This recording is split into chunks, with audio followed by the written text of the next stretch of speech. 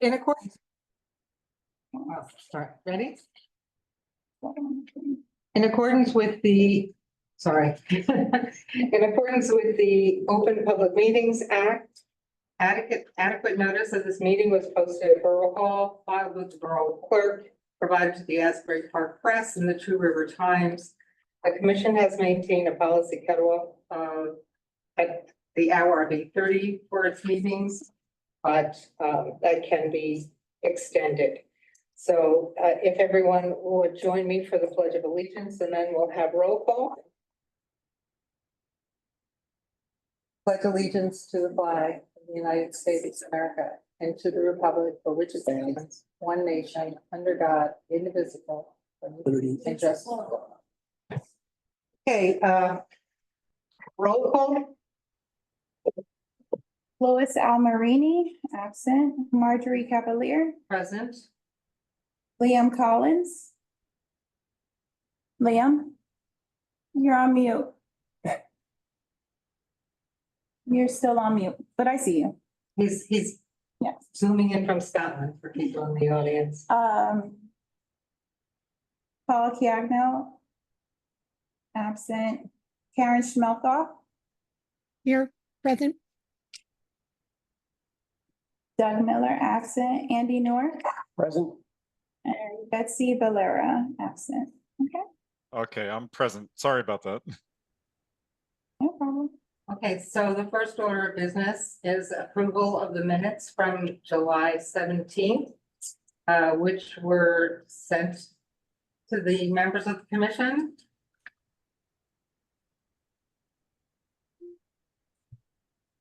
So are there any comments or corrections to the minutes? I vote to approve. I'm sorry, Karen? She voted to approve. Oh, you're making a motion to approve? Yes. Okay. All right, for Karen. And I need a second. I'll second. All right, let me in second. So Marjorie Cavalier, Yes, Liam Collins, Aye. Karen Schmelkoff, Aye. and Andy, you are abstained. Okay. okay, so the next item on the agenda is a report from the Minor Works Review Committee.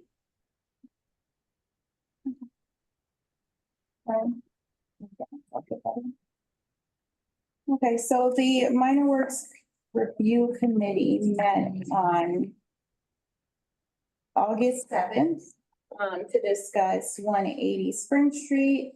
They were doing a facade not facade, but siding replacement. They were replacing their existing siding with new vinyl siding. It would be a beige, sandstone beige with midnight green shutters. They were also replacing the roof with a new darker asphalt roofing. And so the Minor Work Committee found that their improvements were acceptable, and that there weren't any questions or any real changes that would interrupt the integrity of the structure. So they decided to approve it. Okay. All right, Karen, River Center. Yes. Oh. Indeed. Give me 1 second. I can't send this, but I will tell you, I have comments from the wharf. 9 wharf facade improvements. Do we want to wait till that comes up, or do you want me to present it now? It's best if we wait. Okay, then, otherwise I am on their mailings. I will be at the next meeting. They haven't had one. I'll be both going to River Center and VIC meetings, which is visual improvement. Okay, and so I do have one item to add to that. Mhm. When Karen and I went to River Center, we discussed signage in town, extending the story of things that happened here. And just for everyone's information, the sign was placed on Edmund Wilson Plaza, which is the short street between the Two River Theater and Triumph. So for people who are not familiar, there are actually two Edmund Wilsons. One was a state attorney general in the early 1900s. And Edmund Wilson Jr. was a literary critic. So I'm thinking that's probably the reason for the designation. Kind of notoriously, according to a book written by his son, he did have an affair with Edna St. Vincent Millay. So if anybody's familiar with the poet. But I don't know if the story of him is going to be placed anywhere there. Just the name is now in place. The River Center is going to be holding its second Oktoberfest there. So the placement of that street sign will make it easier for people to sign it, because apparently it wasn't on Google either. So yeah, it was just that little street that was kind of nameless.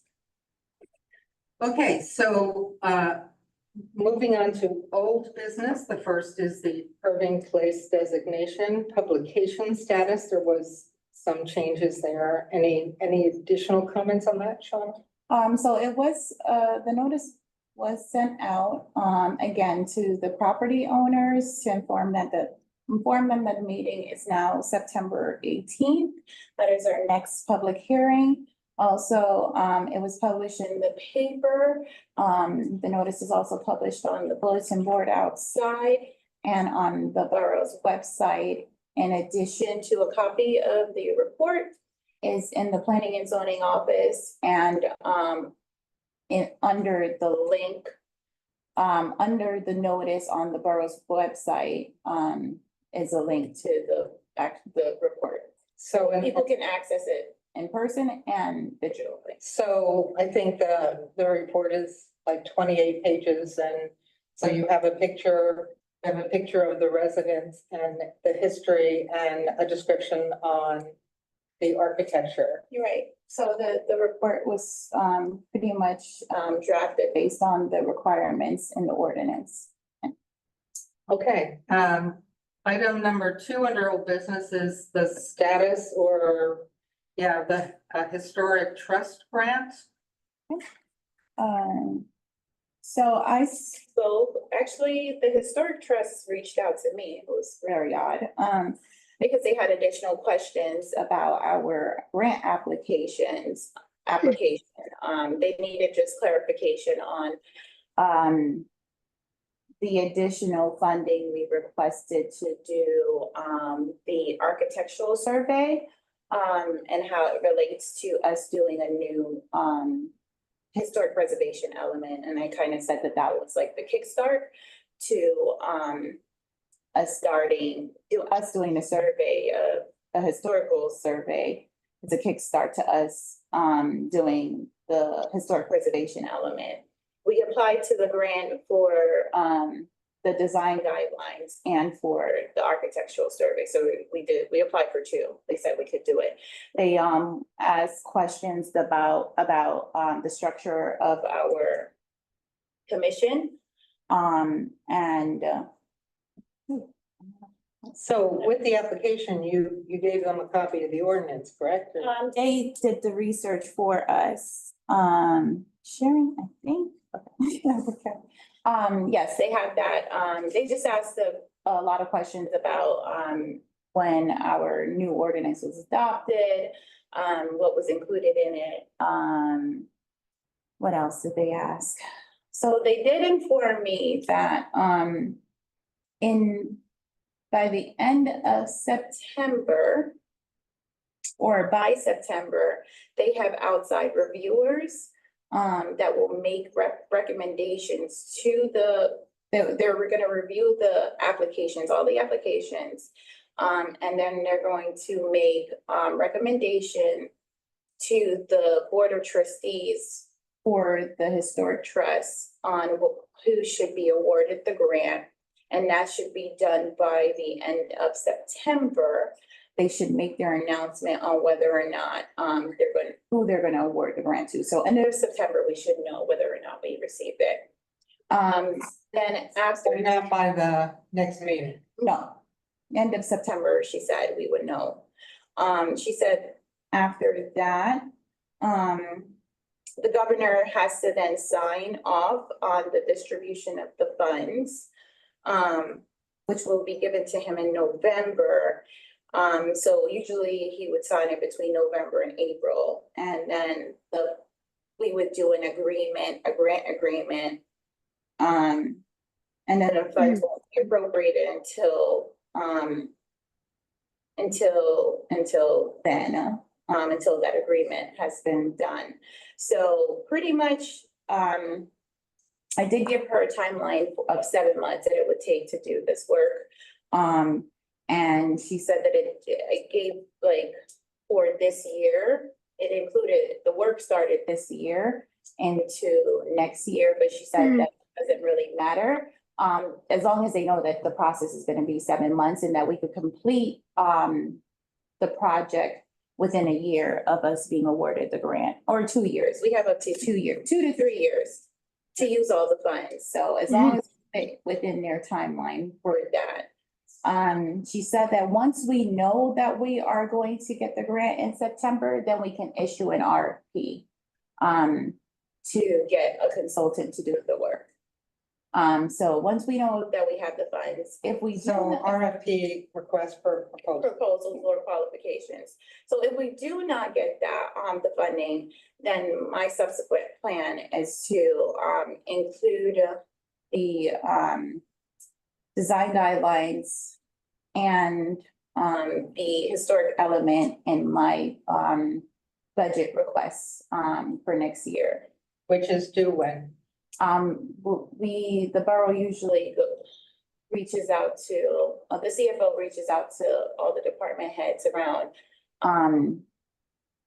what is it, like October, November, for us to start getting our budgets together, and giving them like a cost estimate of what we need for the entire year, for next year.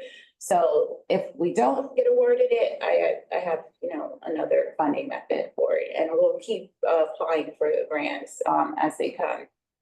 I know Monmouth County has another grant, and available. I'm not sure exactly. I have to look into it or give it to our grant writer to see, what we could use, what we could, apply for. Thanks. Oh, Thank you. sorry, I just had a question. Is there anything being held up because we don't have the guidelines in place? No, there's nothing being held up at this time. I don't think so.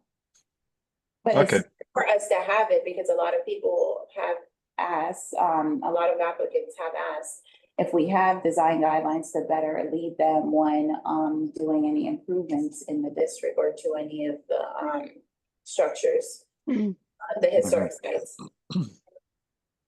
This is Okay. Michelle Donato. I'm so sorry, Mr. Collins. I thought you were done. Oh, no, I am. Thanks, Michelle. I don't have a little hand to wave here, so I was going to raise my hand, but I didn't have an opportunity. So I wanted to answer your question about the design guidelines. So absent guidelines that are designed for your various historic districts and which would guide you in your community, they really should be customized to what you have. As an interim measure, we adopted the Secretary of the Interior standards. It's commonly done. They're very broad, but they do give you the guidance as to, there is some standard there. So I don't tell people we don't have them, but we don't have specific ones. And it wouldn't be a bad idea as you go along to think about how you would want to describe to people what it is that you find to be significant. It's so important in terms of how the property is designated. So when you get to any questions on the Irving Place, I would be able to answer some questions about the interrelationship of what we currently have on the books, that particular proposed designation, which, by the way, whoever worked on it and did the line, there was someone that had very good professional skills. I thought it was very well done, the nomination on Irving. So, and then, you know, you can then proceed from there. I think that the concern that I have is that when the change of government took place and the HPC was no longer in existence for a while, we had the prior HPC had worked on different versions of ordinances. We hadn't really finalized everything. And then when the new administration came in, I was able to work very productively with the our council liaison and with Shauna. And we, you know, the ordinance was passed. But if any of you attended the council meeting, in which I encouraged the council to regulate the historic structures, I heavily depended, as I ordinarily do, on the design guidelines. And by those, I mean, you know, the ones that are the Secretary of the Interior came up with, they're good. They can guide you well. And by the way, I've heard some very positive feedback about some applications that you, I think, had before you. But we did, back to where we were. I was before the council, and I stressed the importance of design guidelines, and everyone felt it would be very important to have them. So it was, and you know, there was no real, it was just a commitment on the part of the council. So I seem to recall that, and that may no longer be valid at all, but in the prior administration, they had allocated, I think, $15,000 for design guidelines. And I have a feeling that was, you know, they adjusted the budget, and what was there, and it's not here. But at any rate, I had spoken to Shauna. It's good that you were pursuing them, because you really want to pursue them, and it will really be beneficial all the way across the board, I think. Okay. Thank you, Michelle. You're So- Thank welcome. you. That was a little long-winded, but No, it's Thank much you. Yeah, no, appreciated. that's good to get some history on that as well. thank you so much. Thank you. So let me just say, when we opened the meeting, I kind of read the room, and the people who were present were basically all concerned with new business.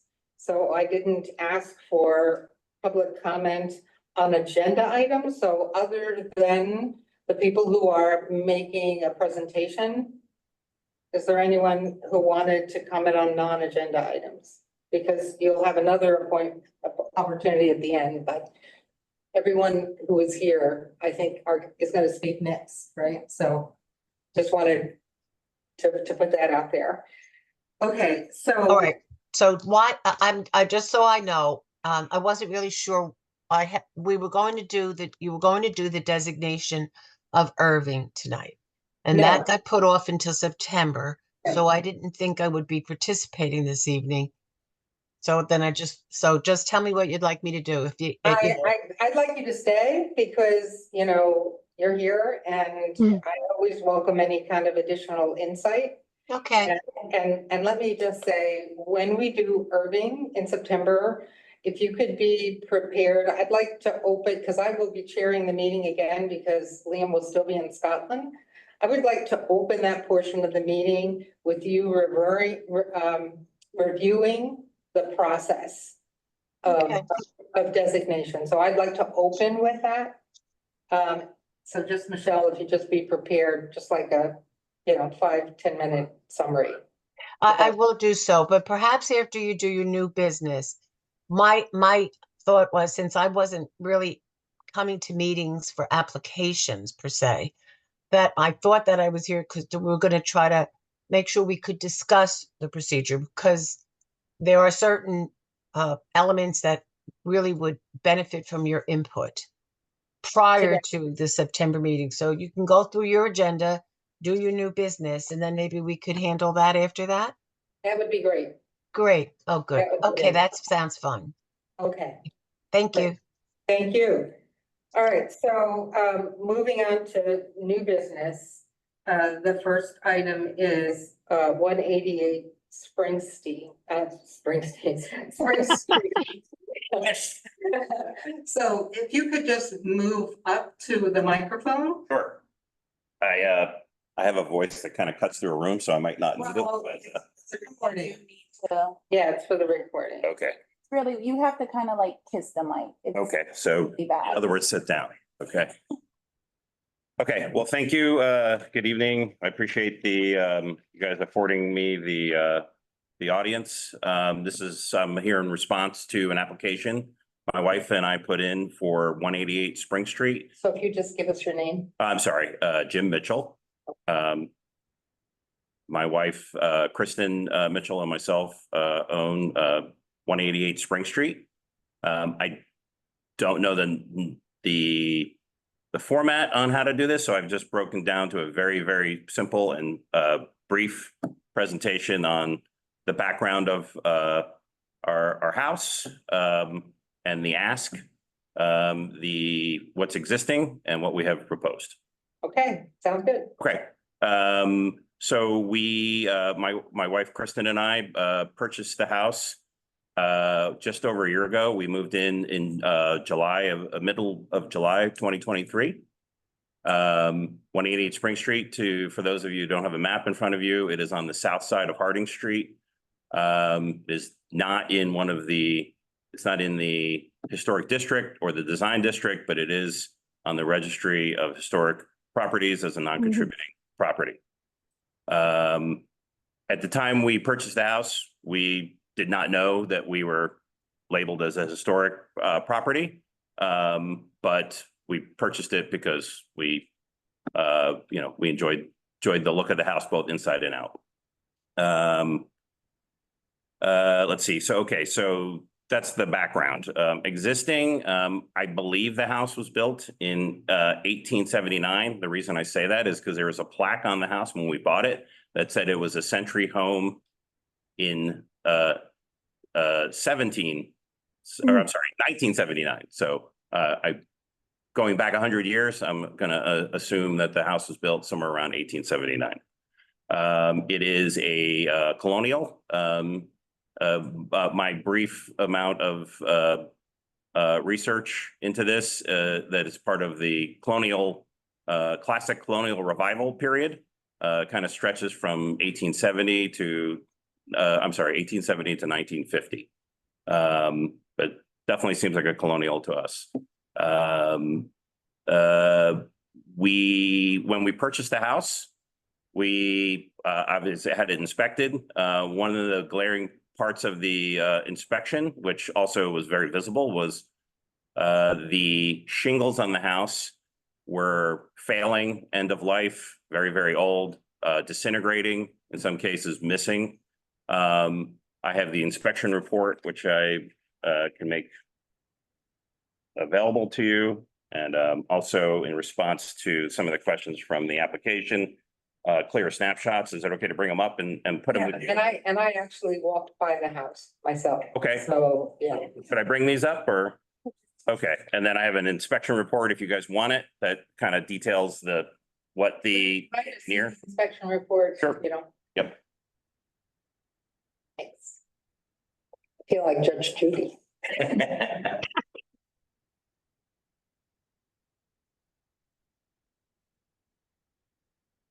So we are, as I mentioned, a little bit of a year into owning the home. We had left a little money aside for capital improvements, knowing that the shingles were going to probably be one of our priorities. Unbeknownst to us, we were historic property. We already engaged with a company, Exterior Point. They're out of Tinton Falls, New Jersey. We had the windows on the second floor replaced. At that time, we worked with them to make sure that we kept the original, and I don't know the right word for what's surrounding the window, but the architectural like cornice around the windows, trim The trim, yeah. to keep that in place, which they did. The wood trim, so the wood trim. The wood trim is still there. So the pictures that you guys have is showing the new windows. So the wood trim is still there. Mhm. After they had done their work, that was kind of a trial period for us with them, and they did such a good job. We engaged with them to get the house recited. Now, it's important to note that the house was renovated several times over the last 100+ years, there is a bump off the back. It's shown in the pictures. I don't know how clear it is, but it does have 7-inch hardy board on the You can bump off see the it. back. Yeah, Yeah. I gauge it to be somewhere between, 7 to 15 years old. Mhm. But I do not know when it was put on. We like the look of that. We 7-inch. Yes, of that 7-inch hardy board. We like the look. You can see the pictures on the back. We engaged with Exterior Point again and said, we'd like to continue that uniform around the house. So we did get pricing on that. We did get pricing on reshingling the house as well from another contractor. But to be clear, our preference was to take what was uniform, what was on the back of the house, which was much more up to date as far as hardy board is just a superior product at this point, especially when compared to what's on the house. We wanted to continue that around the house. Mm. Also, at that point in time, said if we're going to reside the house, we were interested in changing colors. To be clear, we have houses on either side. I know you've walked by the house. We've got clapboard on both sides of our house, and they're both generally like a gray or I think kind of a gray or a white clapboard on either side of the house. The house to our left is also non-contributing historic in the historic inventory. So long story short, we engaged with them to have the house resided with 7-inch hardy board around the entire house, but switching the color to blue, knowing that we would also paint the back of the house, the existing hardy board, to match the color of the new. This was all before we got the letter in the mail about a month and a half ago that we were a historic property and we needed to go through this process. So we had already engaged with them, put down a third of the price. Once we got the letter, we talked to Shauna. We realized we needed to pause. We stopped them. We paused them. And we put together the application. The application came back with more questions. So, I'm glad we decided to send out that letter because it's come up in other meetings that people have bought a house not realizing it's on the register. So I think that was a positive step for us. I have a couple of questions and I'm going to ask anybody else who has questions. The first one is, like, there have been a trend of like a very vibrant, almost cobalt blue that people have been using. Is that the blue you're talking about? I brought color samples. So I did go to, I found Benjamin Moore has their historic color palette. It's the brochure is here. I also just pulled some color samples as well. Sorry to bring them up. Yeah, but I mean, it's like, I just wanted to get a feel for Right. like what, Oh, well, I wouldn't call it cobalt blue. No, I mean, like a Nantucket blue or a yeah, so blue gray? I'll tell you where it comes from. My wife and I used to own a property in the historic district of Newport, Rhode Island. And it comes from Newport blue. Oh. I don't know if that's an official color, but in Newport, that's what they call it, You can Newport. associate it. And we've kind of fell in love with that. And that, when we looked at the standard color choices from Hardy Board, Yeah, they call it deep ocean. okay. Okay, so I don't, and I'll be honest with you, I don't know if it equates to a certain thing, but looking at the Benjamin Moore historic color palette, it's very, very close to their pale navy, which I'm happy to bring up and show you guys. So I mean, for me, I'm okay with it. Okay, So the other question I had was, it appears to me that you're building something in the backyard as well? yeah, so we do have a zoning, approved zoning permit we took down an old garage that was not part of the original property, but falling down. So we had that pulled down. Part of the proposal was to build a new garage in the back in accordance with proper offsets. We put that in, it was approved. We don't have a building permit yet. Thus, there's no building back there. But that garage will be, providing it's approved, will be also clabbered, same color. So that would be the same 7-inch that you have on your extension in the back Yeah, now. yep. Okay. So it'll be built to mimic the siding that's on the house that we are proposing. Right. Okay. Opening it up for other questions from the commissioners. So one of the things that was talked about at the Minor Works Committee, because this was brought first to the Minor Works Committee, and then they decided that due to the extent of work and the changing from the shingles to the hardy board, they thought that it was best to bring it to the Field Commission, since it's two different changes in style of the shingles, to the hardy board, and also the paint colors are different. One thing that we looked into and we wanted to ask you was whether or not you would consider to do instead of doing the board, the panel boards, but doing the hardy board. We looked and we saw that hardy board provides like the shingle. It does. Shingle. Yep. James Hardy Products Right. offers a shingle. So the committee was wondering if you would consider to use that, because your house is very unique because of the shingles that's there, and we just removing it. I know that you said that you wanted to match the adjacent houses with what they kind of have, but because yours is different because of the shingles, they were hoping that you would want to keep that same look, that unique look.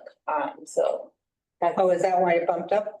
yes. Okay. So certainly the shingles provide a certain amount of character to that house. I first of all want to remind you that there is an addition on the back and side of the house where hardy board is already present. So The reason why it was changed to that is because you can't see it from the street. So maybe, you can see it if you're walking up Spring Street on the side of the street. but I mean, it's not that prominent if you're looking head It's on. not. So that could have been a reason why. Okay. But maybe the prior owner, I don't know, decided to do that and kept, instead of doing the whole entire house like that. I mean, or it's because it's an addition and it was added on at a later date, so they did the cheapest option. Well, That could have been it. Well, to be clear, hardy board is not the cheapest option. We could have considered vinyl or something like that, providing it was going to be approved. Hardy board is pricey, and we did price out hardy shingle. I'm not exactly sure what the name of the product is, but it's basically they make a shingled product. It is a significant upcharge in excess of $20,000 above what we were quoted for the clabbered. That does not include pulling off shingle from the back existing hardy board and reshingling that. I don't even know what the estimate on that would be, but obviously it would be more. So our thought, first of all, was as homeowners, we prefer the clabbered. And truth be told, it's not necessarily just because we have clabbered on either side of us, but we prefer it, especially since it's on the back of the house. We see what it looks like and we like it. It's a clean look. Unfortunately, the shingles are end of life, so they don't do a lot of, they don't give us a lot of joy in visibility. it's very clear from, especially the front, that they've lived out their life. Yes, I mean, they're, I mean, at the end of the day, regardless of what happens, they need to be replaced with something, because if you look at the inspection report, they are no longer actually providing protection to the sheathing of the house. So this is for us, it goes really beyond aesthetics, and it talks to protecting our property value and our investment. Well, Mr. Mitchell, I had a couple of questions. Yes, sir. Have you looked under the cedar shingle to see if the cedar was the original siding on the house, or was there maybe a clapboard underneath that the shingle was put on top of? That's a great question, and I have not been able to find any historical pictures of the house beyond in the last 20 years. So I do not know if shingles were the original sheathing on the house. I don't know. Okay, and then my second question was, would you possibly consider doing the hardy shingle on the facade of the house if you could do the clapboard on the sides? I think we would consider it if it was in, frankly, our budget. We originally got it priced to put shingle around the entire house. And it, you know, in all frankness, broke our budget. It was not something that we were comfortable extending ourselves on. So I don't have I don't know what the pricing would be for just doing the facade at this point. Would I consider it? Yes, but you know, I think it goes without saying that price point is going to be a thing for us. But I just want to point out, we also had, you know, we thought about doing a vinyl product where there would be cedar impressions. And we felt that vinyl did not, thought it was a step backwards as far as improving the look and feel of the house. Mm-hmm. Right. Yep, I understand. And I think it's something that we as the commission want to address as well. You know, we're new also, so this is our first year doing this, but I think as time goes on, what we would like to explore is how to help facilitate people like yourself who want to become contributing properties to the district in raising grant funds and matching funds and even low interest loans from local banks to try to help with improvements like you're trying to make to your house. I think it'll be beautiful. The proposal you have, it'll look very, very nice. Yeah, so just you know, to totally disclose, we have a chunk of change to pay for over half of it, but we are financing. We proposed to finance. We have the financing for the second half of it, and that's for what we're proposing, which is the hardy board. So we're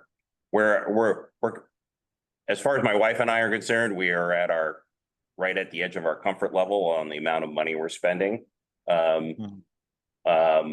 to keep the house aesthetically appropriate and pleasing and appropriate, you know, to our neighbors. So I mean, I don't want to, like, I guess I will go back to your, have we considered just doing a facade on shingle? We never really considered that because we just decided that we were either going to shingle the entire house or we were going to clapper the entire house. I can tell you though that it would be an upcharge regardless of what it's going to be, and it would probably delay our plans at the very least because of financing and money. So, Karen, did you have a comment? I thought I saw you waving your hand. Are you okay, Karen? Yeah, she's okay. Andy? Yeah, I have a Yes, question. fine, yes. Yeah, I have a question for you. Did you, with the inspection, I mean, what's the sheathing that's on the house behind you say you really can't see any of it. I'm just curious, is it solid board as far as you can tell? Yeah, I think it's solid board, to be honest. If you go by the house, and you get up, essentially what you look at is, it looks like the shingles have been painted over numerous times, and what's underneath is some kind of solid like board. And the shingles are probably just nailed flat onto that sheet? Yes, correct, yeah. Tells me it's probably re-shingled at some time. It's not, those on there probably aren't original. Yeah, and I don't know, but, I'll be honest with you, I'm not, when it comes to judging the age of shingles. I could just tell you by looking at the shingles that those personal ones are end of life. Right. No, because it's interesting too, because you don't have, the way that when that's shingled there, they also don't have corner trim on the house either. No, yeah, no, it's, and that's, you'll notice the inspector has pointed that out too. The corners of the house are taking a beating. Which I wonder if you could look behind on a corner and see, you may see a faint line, which would have indicated that it actually did have trim at one point, I'm thinking. Now that the clapper going on, there will be trim on the side of the house. Yeah. If they are 150 years old, it's a good selling point for cedar shingles, though. So that would be. Somebody got their money's worth. Because they're very small shingles too, very thin, they're not wide cuts. Yeah, I mean, honestly, I wouldn't even be here if the shingles were a little bit better shape, but some of them, as you can see, are just kind of, as my cousin called it, termites holding hands at this point. Okay, so I guess we should just take a vote recommending it with the clapper consistent throughout. and the color. Yeah, and that color. Yeah. So we need a motion for someone to make, to approve the application as is with no changes. Right. I'll make that motion. Okay. I'll second that. So, Roll call. Nice. yeah. Yes. 1 second, I'm sorry. My notes. Would it be possible for you to just let us know what the look would be when you do that, like with the corner trim idea and that kind of stuff? I'm sorry, I didn't hear you. If you would be able to show us a picture of just with the corner, what size corner trim you might use doing the clapper style. I don't have it with me. It's probably using standard, I guess. Yeah, I mean, I'm sorry, I did come prepared with that. I know that the plan was to put corner trim on there. I don't know how thick on each side going out it's going to be. I can find out Same for color, you. it would be the same color though. Yes, It yep, would be the same it color. would be the same color, yes.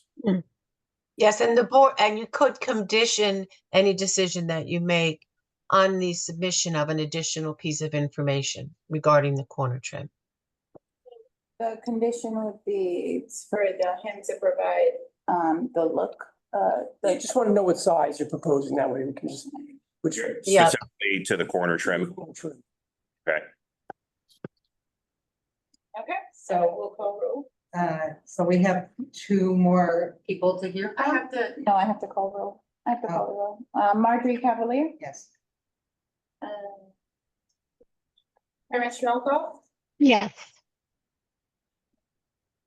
Liam Collins Hi. and Andy North. Yes. Thank you. All right, thank you I'll for reach out to coming. you tomorrow. Okay, so you'll tell me what I need to do next. Yeah, thanks. Thank you.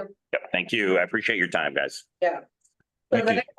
next item on the agenda is 9 Ward Avenue. We have. Plan, They have boards. oh. Oh, they do have board, okay. Good evening. What's that?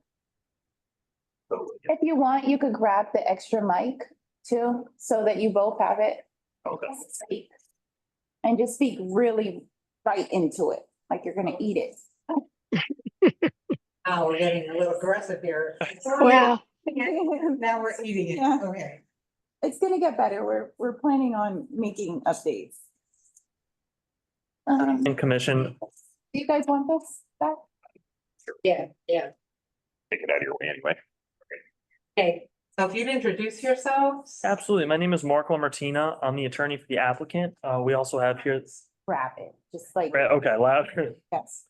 We also have here the architect, Daniel Zanetto, who will give just a brief narrative, I guess, for the scope of work. And then we can field any questions that you may have as well. Okay, so the basic scope of work for the exterior rehab project here is to repair and refinish the existing materials for the existing portion of the building. And then an additional fourth floor that would have new finishes. So there's a brick facade which would be repaired and repainted. The colors are noted on the elevations. The windows would be repaired and repainted as well. And there's additional trim noted out with colors. Everything that we selected is from the Benjamin Moore Historic Collection. So there's really no changes to that facade along Wharf Ave. The main changes are, the addition of that fourth floor. And we try to make it contrasting in the way that if you look at the building, it's clear this is not part of the original historic building. This is an addition, in fact. This is a kind of approach that's outlined in the Interior Secretary of the Interior's Historic Preservation Guidelines. So it's a contemporary style. It's contrasting with what is there, but we did receive some feedback on the window selection. So we've made those changes on these plans here. So we are showing the Pella Reserve traditional windows on the front facade. And the proposed material for the cladding it's a hardy panel. So it's a fiber cement board, and the aluminum reveals for the panel joints. So that would be a concealed fastener panel installation with aluminum reveals and a painted metal coping at the top. So top from this elevation is gonna be a blue metal. No, that's a fiber cement siding. Okay, It's not metal. so gray, it's gonna be gray. It's a blue-gray color. It's a hardy standard color. It's a Booth Bay Blue is the name of it. And that's right up to the edge. It's not set back at all, that addition It's on set the. back in that there's a large cornice on the existing building. And the front wall of the addition is set behind the front wall of the facade. So it's set back, I'd say from the face of the brick, another 12 inches. And from that cornice, it's probably at 2 feet from the edge of the cornice. So if you're looking straight up at the building, you won't be able to see the new addition? Is that what you're saying, or you can? No, Or you wouldn't be you, able to see the new addition from the street. Yes, you would not see the penthouse, the roof hatch, or the railings beyond. Those are set even further back. So if you're looking at the front elevation here, and you see the stair access at the top that comes up an additional 6 feet. So that would not be visible from the street. So I'm just holding this up. Yes, So this piece, if I was standing on the sidewalk, obviously it's in the rear of the building. yeah, it's in the middle of the building, but it's set back, I'd say, at least 25 feet. Okay, and feedback in terms of, because there is now, I believe, you could verify for me, that don't we have like a height limitation? Like this is still gonna be retail under the Correct. first floor. so Correct. Continue to be retail. so they are going before, the land use board, but this is just a, a review from this commission, to give any recommendation on the look, Yeah, on the aesthetics. I- But they I are just- one, yeah. They are for one me, for- yeah, it just seemed kind of high. I believe the zoning board. Yeah, but it's not. It's not our responsibility to worry about that. But you are, they are maintaining and the look of the windows and the cornices and what about the retail? I don't notice any difference in the retail on the bottom either. No, again, that would just be any kind of repair and repainting if needed, really, at the storefronts. Okay, We're not proposing any changes to that storefront. And then that signage example that you have, that's what any potential tenant, that's the style that they would use, or what they would. Yeah, I think that's kind of representative of what it could be. I think if there's a new tenant that comes in, they need to go for a sign permit. right, they should hopefully come before us. So I think the tenants that there now does not have a panel sign, they just have an awning. So, Yeah. So I have this is the nothing Chetkin. Oh, sorry. Go ahead, Marjorie. Oh, I'll just say it now. I personally think there's too much of a contrast with the top hat you're putting on it. You know, it's just like too much. Not as bad as Char on Broad Street, you know, with the bottom, not knowing what the top is doing. But I just think it's a little too dramatic, but I totally get that you researched it and, you know, it seems to be in the guidelines at the federal level, but that's just me. Liam? So this is the Chetkin Gallery for the last 35 years. And one of the features I've always appreciated about this building are the front doors. So do you have plans to keep those original front doors? the front doors to the retail space, yes, those are staying. And we are showing a new residential door, which is the door to the right. Yes. Really only if it's needed, once we start renovations and we find that the door is not able to be secured in the way that the client would like. We Is would, this a referral from the planning board? Question mark? This is gonna go before the zoning board.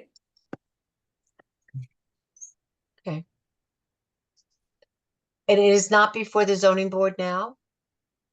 They are scheduled to be heard before them. Mark, do you remember my date? I gave you. A date not Okay, on. so you have a pending application. So this is proceeding as the referral of the application under the zoning. Yes, part of it. That's the land use piece. It's not a certificate of appropriateness. It's so there's two separate and distinct powers. You want to make sure that you keep them separately because the power of the commission varies depending upon the nature of the relief being requested. So the questions regarding height are going to be governed. If this height is above what is permitted in the district, then you might have certain, if this is a referral on the application, then you're going to want to prepare a report, which would then go to the referring board, the zoning board of adjustment, and make your recommendations, because on the zoning, you are purely advisory. So, and then if it is approved by the zoning board, then it is approved for under the zoning only for what the board approves, the commission approves, and I'm sorry, what the referring board approves. So you have to, in that event, you would still have a certificate of appropriateness, which would address issues such as the design of the actual design of the facade and those questions that fall within the design guideline. It's a very tricky interrelationship, but we are set up consistently with the municipal land use law, and that is the perspective. So I just want to make sure that I didn't realize that I didn't review anything prior to this meeting because I thought I was just going to be discussing the proposed ordinance and procedures. So since we're here with this, I think maybe perhaps Shauna, you can clarify that if this is before the zoning board, this particular review that the commission is being asked to undertake is a review of the application for development purely on that advisory basis? Yes, I just Okay. informed Marjorie of that, yeah. Okay, so, you know, and I can further understand why a developer wants to be able to know that they have compliance with what the commission might recommend that goes beyond what is explicitly applicable for the development application itself, for the variance. So, you know, you could provide additional information, but I do say this to you with the caution that the way the MLUL is set up and the way our ordinance is set up to be consistent is that if the zoning board looks at these plans and says, oh, we think this is just fine, we really like this. If you, as the commission, have given a report against the design of that third floor, you are now precluding yourself from your independent certificate of appropriateness jurisdiction for those aspects of the change not approved by the application for development. So the variance is an application for development. Your powers are purely discretion or purely advisory.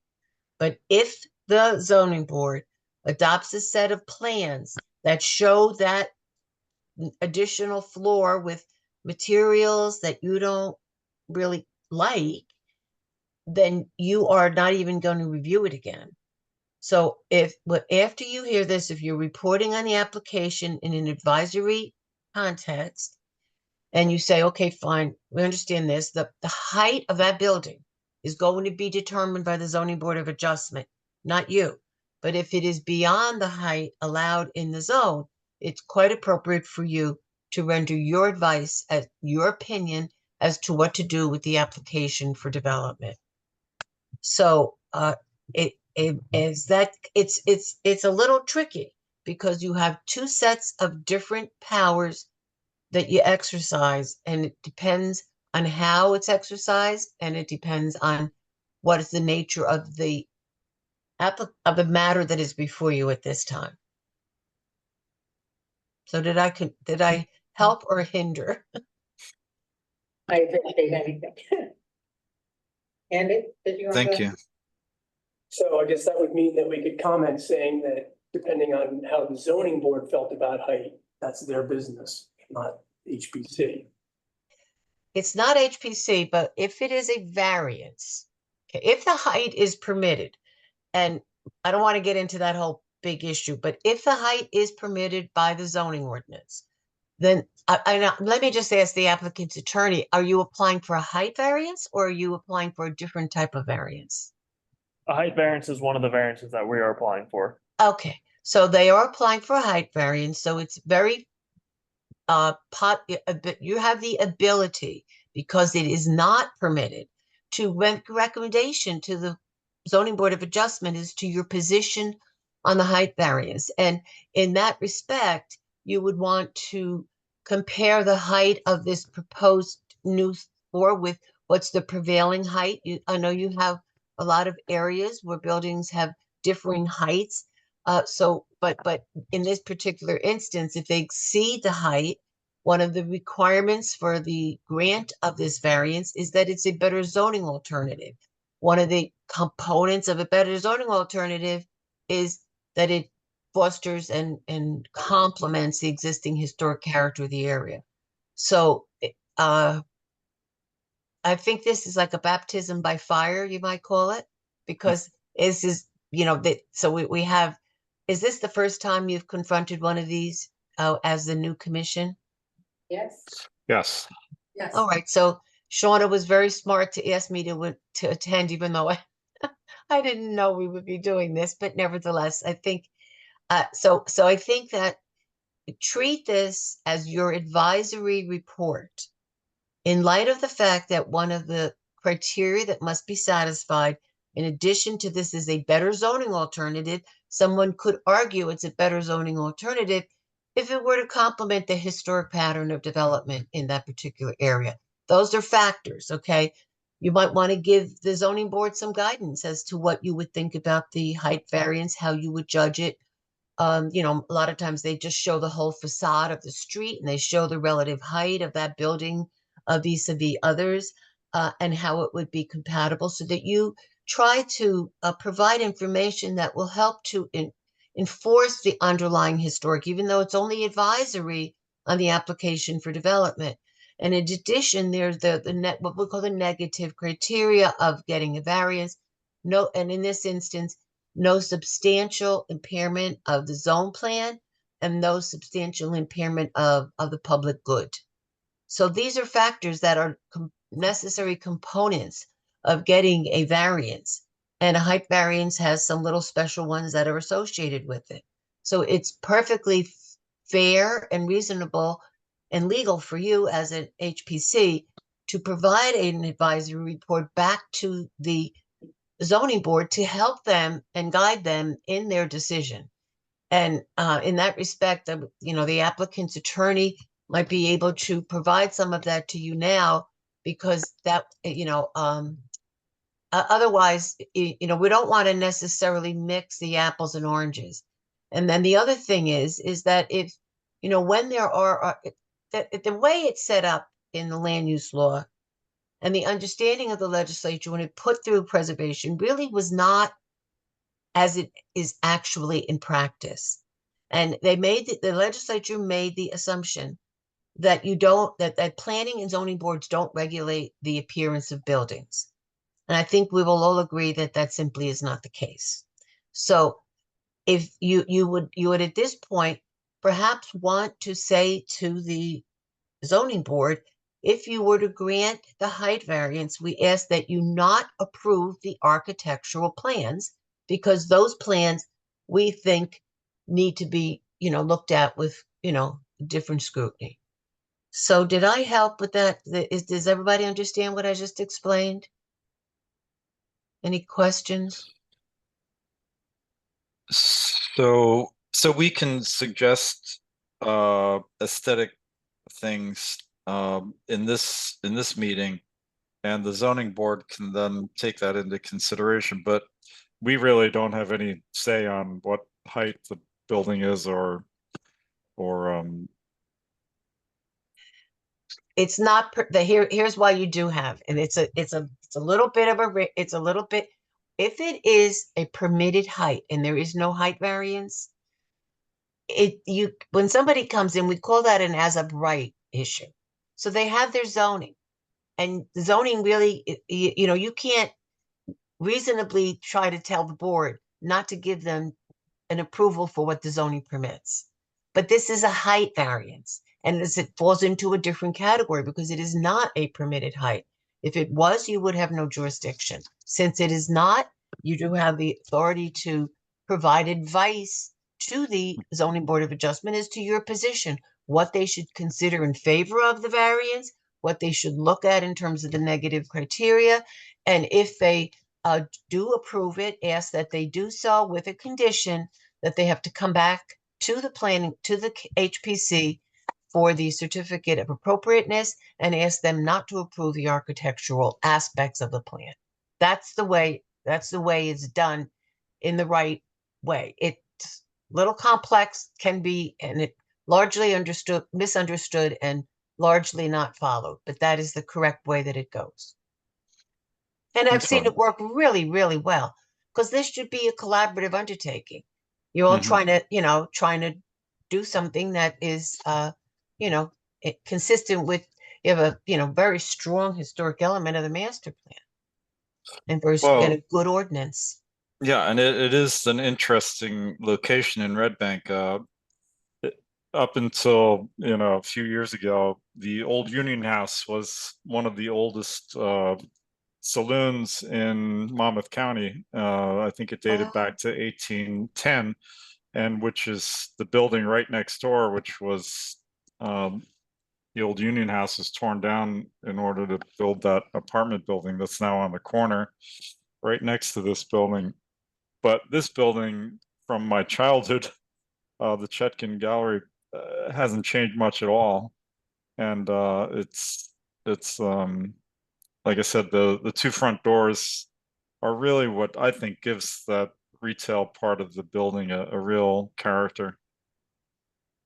And so that it is so, knowing what you know, that, those doors are what we would call a character defining feature. So you would Yes. want to refer back to it and identify that so that you're sharing your knowledge with the board that is asked to grant the approval of the variance. Okay? Okay. Okay. Yeah, thank you. So it seems to me that we need to start building the recommendation. So Liam, I think you should Well- give it a go. I mean, I think my recommendation would be to keep the front doors and preserve them, repair them, if possible. My only other suggestion would be, I mean, if you're walking down the street there and you're looking up, you're not going to be able to see that fourth story. But if you were across the street, you would be able to see it. So I don't know if it would be possible to push back that fourth story another foot or two so that it's not quite so noticeable, because it is quite a modern contrast to the building, and it does affect the character a bit. That's my only comments. Okay. Other recommendations? I agree with Liam in terms of that fourth floor addition being set back, several feet further than what it's shown on the plan. That way it's not so daunting on the top of the building, which you see in the renderings and stuff. So I just want to, I have the plan open here. So it's set back almost a foot from the face of the brick, and then another foot from the corner. So it's set back 2 feet as it is planned. Right, which isn't that much really. Which is Which is like this. Setback. Right, so what would be a appropriate setback? Well, I think if you're standing across the street looking at the building, maybe if you can see the tops of the windows of the fourth floor, but not necessarily, or maybe put a similar kind of cornicing, is that the term, on top that the Like, current building has above the yeah. third floor? like not as stark a change, so even the facade of it would be somehow complementary as opposed to like a blue square. Like I for me, it's the color is just such a difference that it's gonna draw your attention that. Or the other thing would be to, maybe try to slant that top fourth floor so that it looks more like a slate roof or something like that. That helpful, Sean? Okay, so again, I'm going to try to caution you not to get into the architecture as much as you want to get into what you would think of as the bulk design of the building.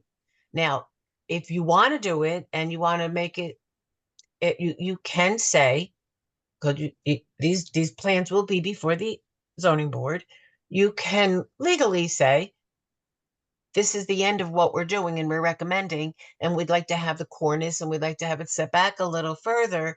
And if they, and you could ask them to send you the details, the final, for another review. So that will help you.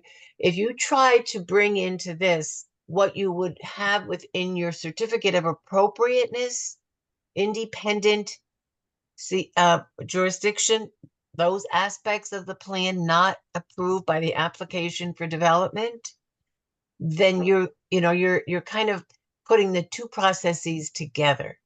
So it's I know how hard it is to separate them. It truly is. I can't disagree, but I'm just want to make certain that the more you get into the design, I would, if I were you at this point in time, I would suggest if you want to have that fourth floor set back further, and I don't know what is the height differential. I have no idea. So you're just assuming that there's the extra additional height is consistent with the historic pattern of development. Remember, it's a variance. So I don't know the answers to that and whether you have that kind of streetscape facade view that you can look at or something like that. You know, you're kind of, I think it would be best if, Shauna, they don't have the variance application before them, do they? I have it before me.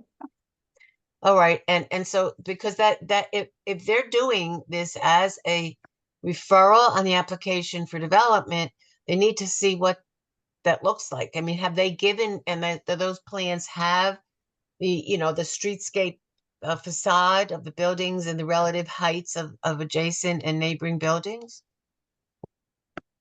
Yeah.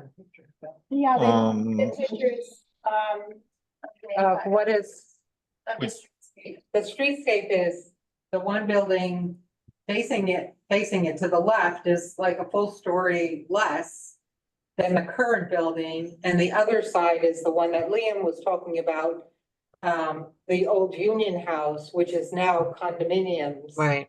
That go up probably close to where this one tops off, or maybe this one is higher. Again, I know we're not supposed to talk about height, but they may even be able to see above the condominiums to see the river.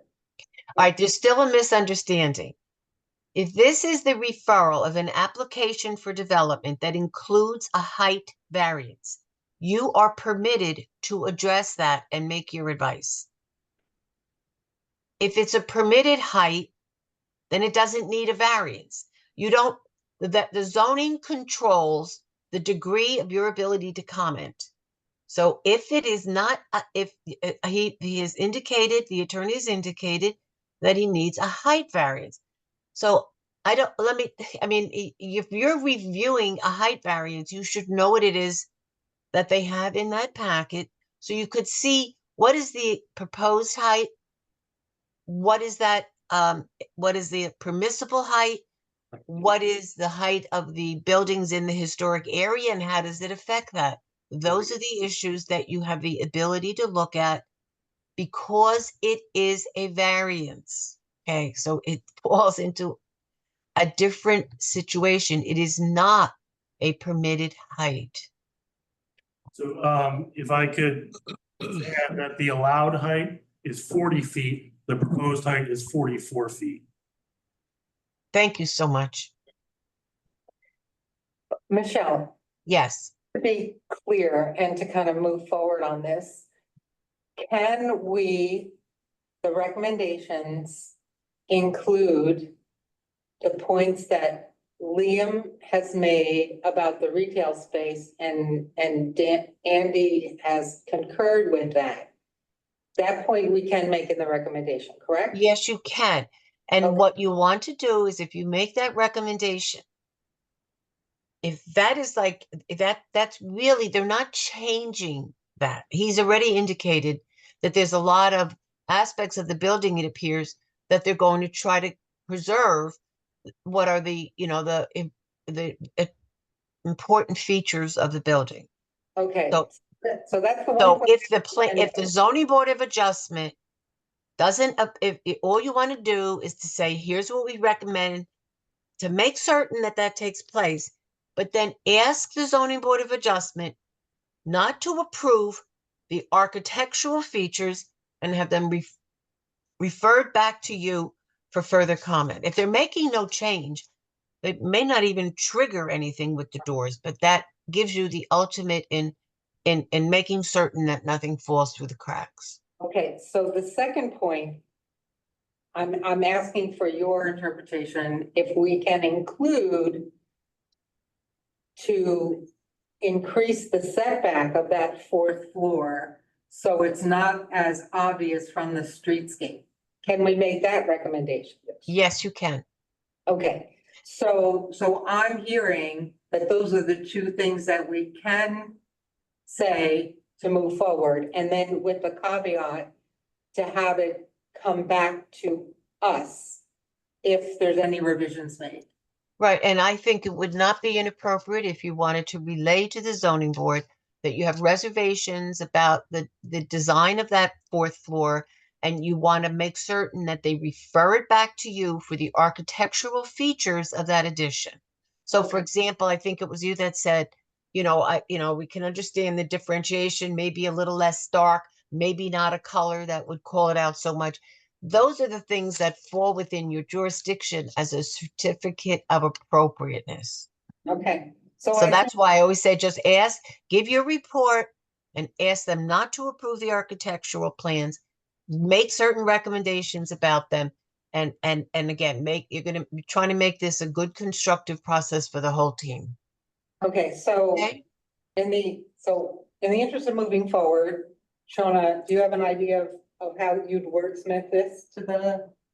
I'll draft the letter. I'll send it out to everyone. Okay, I appreciate that. And then run it by Michelle and we'll see where it goes. So And all right, so for clarification purposes, I would just, I had, it was initially said by the chair to set it back like a foot or more. Then somebody else said more than that.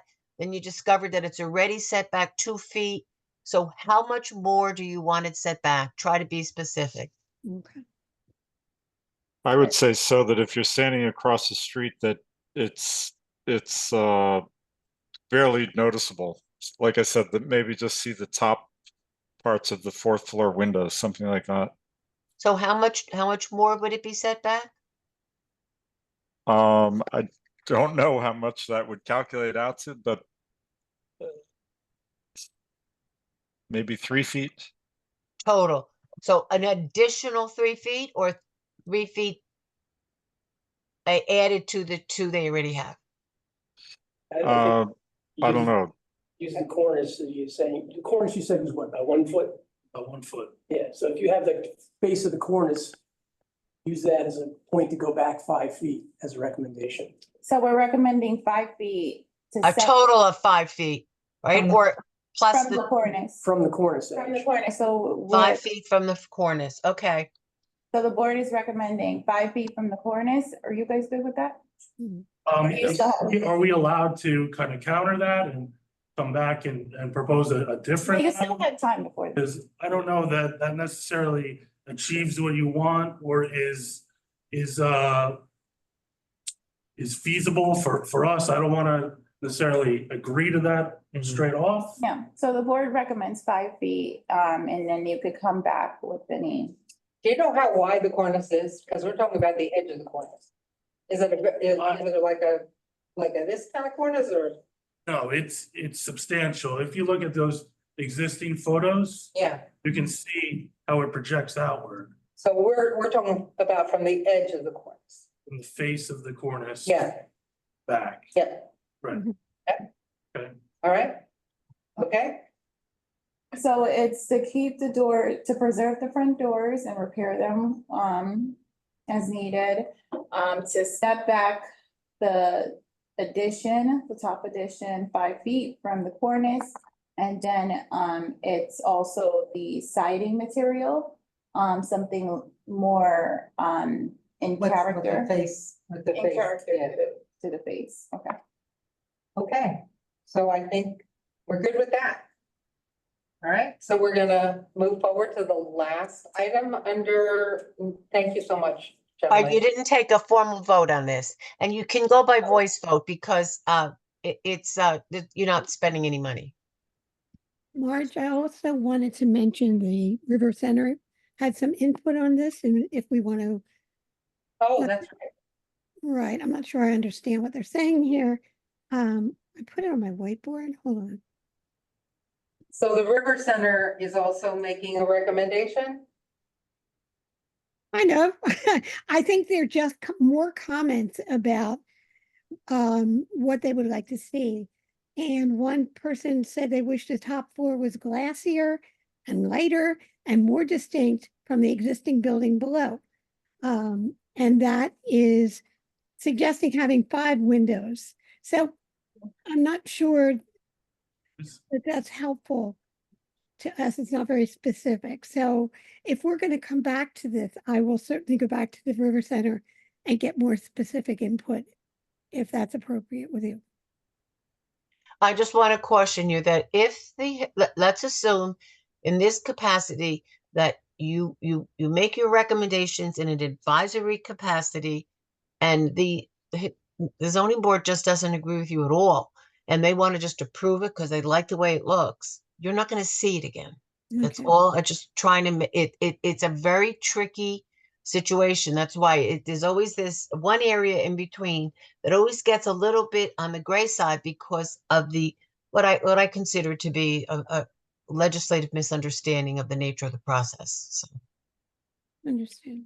Okay, so you'll run by, so we're gonna do a vote now? Yes, we could do a vote. Okay, Okay, so based on the recommendations provided, we going to vote to recommend these conditions to the zoning board.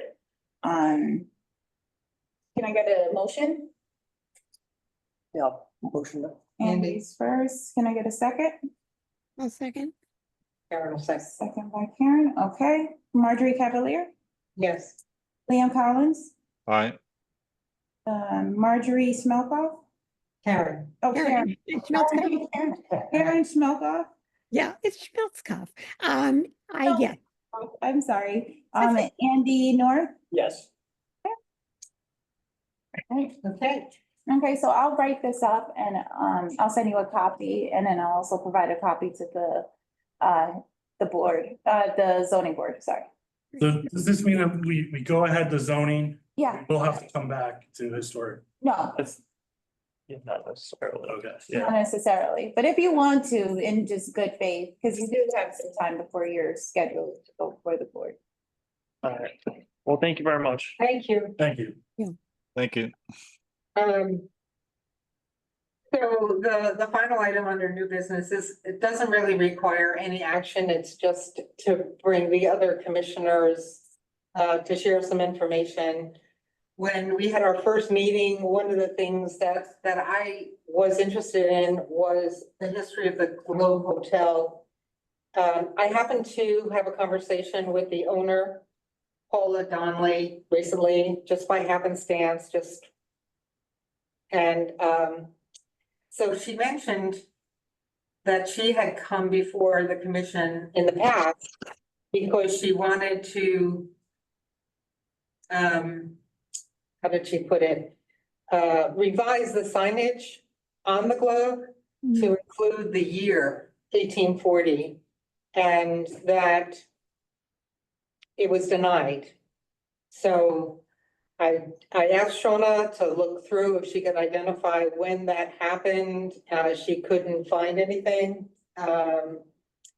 So long story short, if you're familiar with the Globe, it does have cultural significance, tracing it back, the location to the original Globe Hotel.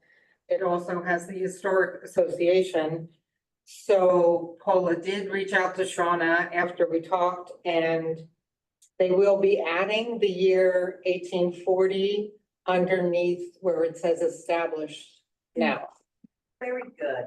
So that's the word. No, it's not the same building. Well, but it's like, Right, no, I understand. it's in the area where it was, No, I get you. and it still is called what it was, so she's gonna be adding that 1840, not that, other than my conversation with her.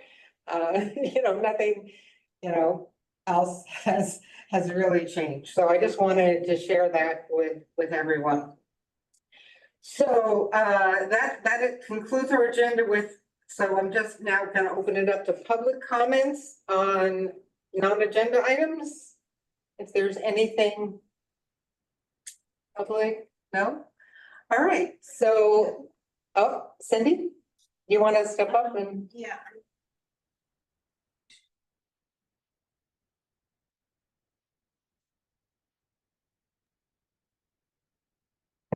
Evening, Cindy Burnham, 71 Wallace. You know, I had given you, Marjorie, the design guidelines from the old HPC. Can they be used at all? They will be part of the history that once the RFP goes out and we have somebody new to come in and look at everything, that will be considered. It's part of, Because there's some good things in there. I'm sure, and why reinvent use things, them? right, Right. exactly. So that's one of the things that I would hope that they would do, and we will, when we're conversing with who's going to get the assignment, that would be something that we would recommend that they look into the history. Thank you. 180 Spring Street with the siding. Are they going to keep the over the window trim? That would be a question for the minor review committee on 180. I mean, that's really important. That's why we hate siding. I They believe they said they were keeping it. intact, their scope of work, I'm gonna bring up their application.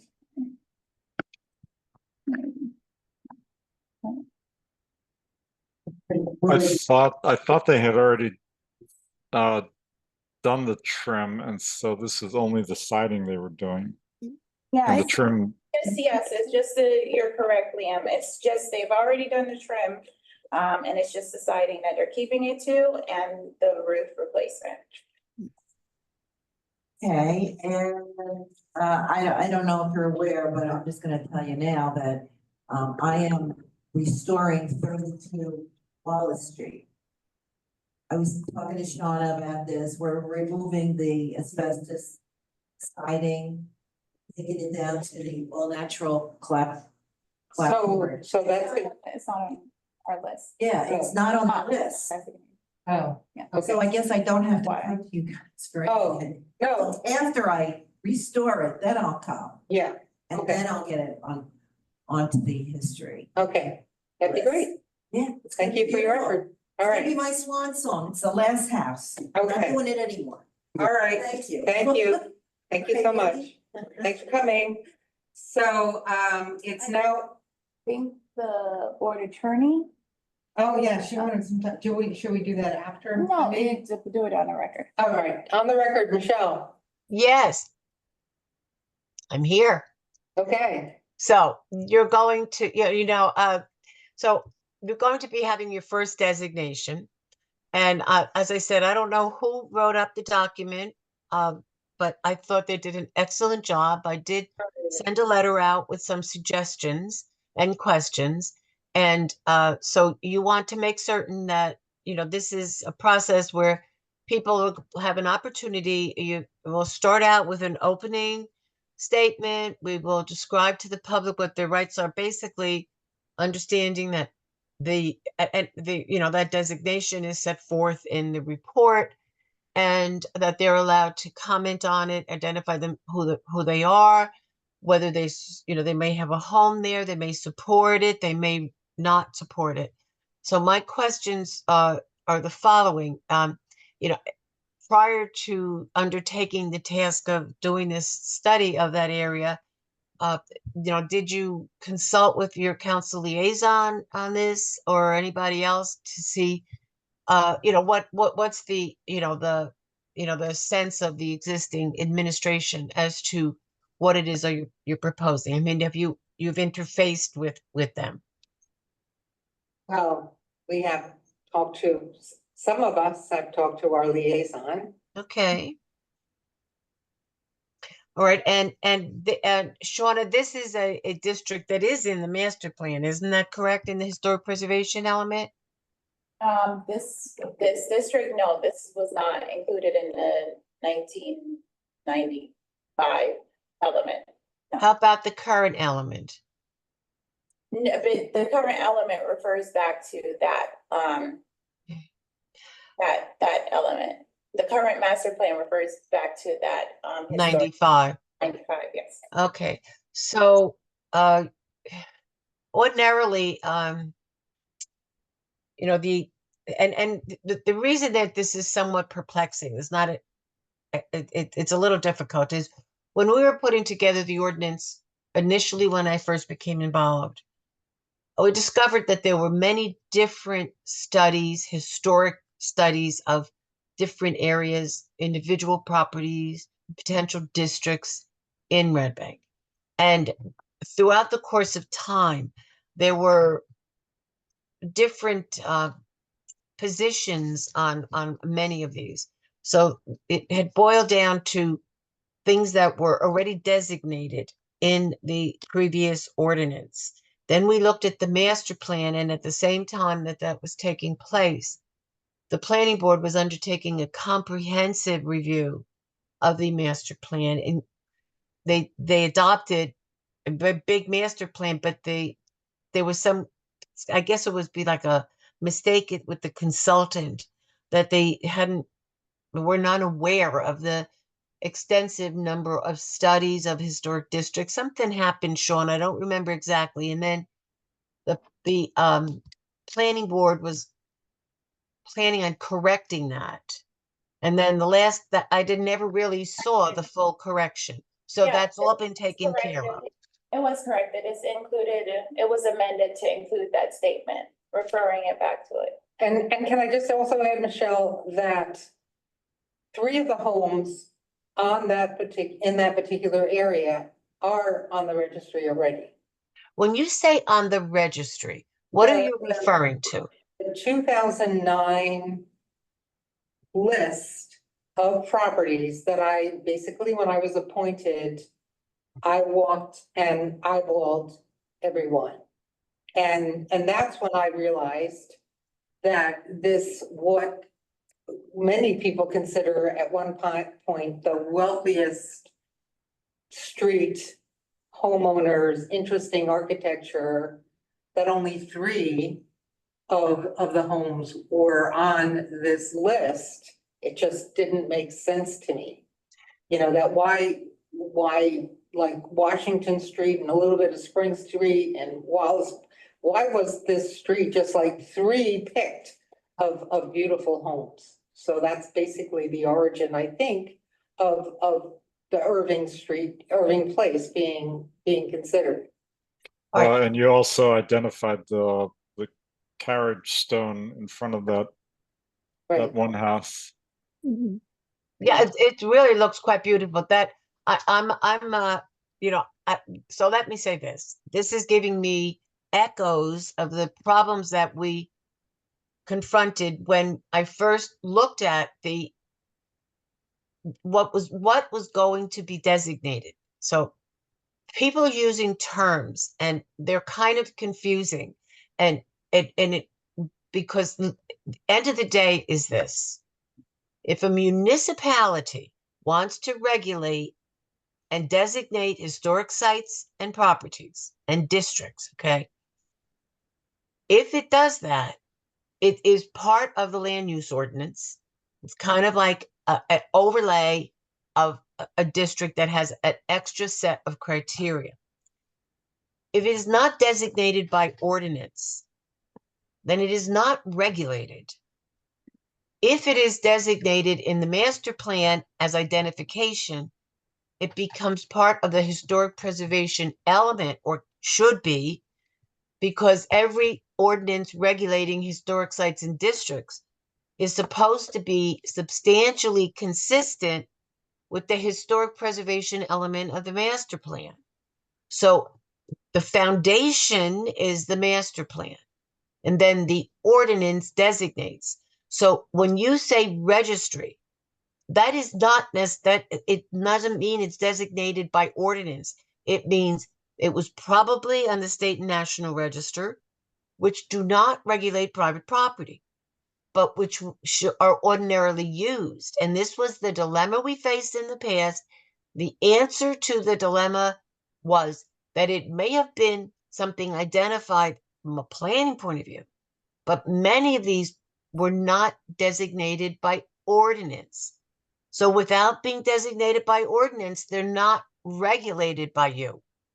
So there's this confusion that keeps like permeating, because a lot of these there were like disconnects, is the best way I can describe it. That at one point there was this very ambitious, I think there were 190 properties or something that were Right. identified outside of what was in the existing ordinance as being of important value, but never designated by ordinance. So So, Marjorie went through the list itself and kind of removed those properties that weren't included in the ordinance. and we're now vacant, like things have happened, you know, some of these no So, yes, longer. right, but So at the end of the day, That's what the- is designated as a historic site is Right, so supposed that's to be shown on the master plan. Right, which is shown in the to 1995 element. So And when they redid the master plan, the most recent, they referred to the They- 1995 element. and the other thing that I discovered was, for example, the Eisner Memorial Library was not listed, but yet there was an ordinance. Right? I have the copy, I found the copy of the ordinance. Yes, she did find a copy of the ordinance. So like, there's just like, this is why when we go through this RFP to have these outside consultants come in, that's the other thing that I'm hoping that they can clean up and, you know, make sure we're looking at an element that includes everything that should be included and that it makes sense. So. You have a consultant coming in for the design guidelines, not for the designation issue. And this designation issue, it's really a little bit, look, I worked up on a certain point, kept trying to assemble information as to what was actually looked at master plan wise, that could then be proposed for designation in a new ordinance. The form of the government changed. That new ordinance went on a back burner and we started with another ordinance, which is what you currently have. It is a derivation of what had been worked on previously, but what remained unresolved was what was identified from a planning point of view. Because what do you do first if you want to designate historic properties is you go to the master plan. And if you're creating the historic preservation, you go to the national and state register districts because they study them. They have surveys. They tell you why things are valuable and important. So that's like the foundation. But the foundation got skipped. And then when they adopted the new master plan, there was something that went wrong because historic preservation did not include, the element was lacking. So then the new form of government came up. There was no more commission. I wasn't involved anymore. So I'm kind of like between, I'll have to work with Shauna and I will get the information. But when you please do not, and when you say registry, that is a term that doesn't really apply. You either have it designated by ordinance or identified in the historic element of the master plan. It could be that it is neither of those two, and it is on the national and/or state register of historic places. But that is so. If something is on the national or state register and is considered to be an extremely important property, and you don't designate it locally, there is no jurisdiction in this board, in this commission. So that's why I kept trying to insist on getting that straightened out. We'll finish. I'll work with Shauna to make sure I know exactly what it is, how it is that you came about, because ordinarily you don't go to designate a historic site unless it's already in the master plan as in the historic preservation element.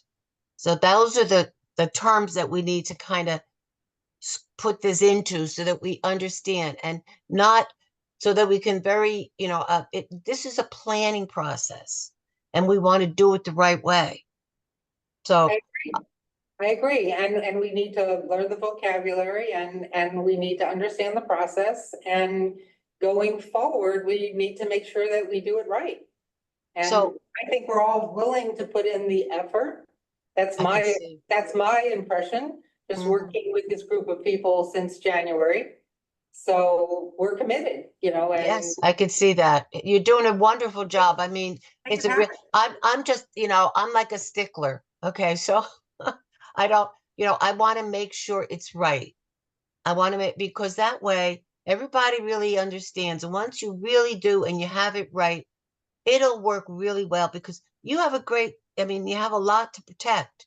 So, I recognize that.